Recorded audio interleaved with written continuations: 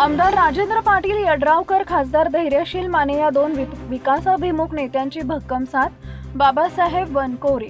केंद्र व राज्यात महायुतीचे सशक्त सरकार असून आमदार डॉक्टर राजेंद्र पाटील यड्रावकर आणि खासदार धैर्यशील माने या दोन विकासाभिमुख नेत्यांची भक्कम साथ लाभत असल्याने दत्तवाड, टाकळीवाडी व घोसरवाड पंचायत समितीतील गावांचा चेहरा मोहरा बदलण्याचा निर्धार पंचायत समिती मतदारसंघातील राजश्री शाहू विकास आघाडीचे उमेदवार बाबासाहेब वनकोरे यांनी व्यक्त केला आहे.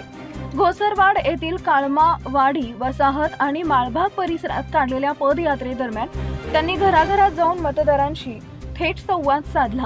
महिलांनी औक्षण करून शुभेच्छा दिल्या तर ग्रामस्थांनी उत्स्फूर्त प्रतिसाद देत पाठिंबा दर्शवला.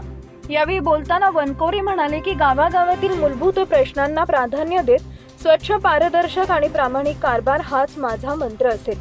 अवास्तव आश्वासनांपेक्षा प्रत्यक्ष कामांवर माझा भर राहील.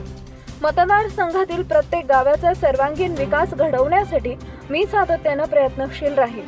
शिरोळ तालुक्यात विकासाची दिशा ठरवणारे आमदार यड्रावकर आणि खासदार माने यांनी उभारलेल्या विकास कामांना पंचायत समितीच्या माध्यमातून अधिक गती देण्यासाठी मला संधी द्यावी असे आवाहनही त्यांनी केलं आहे.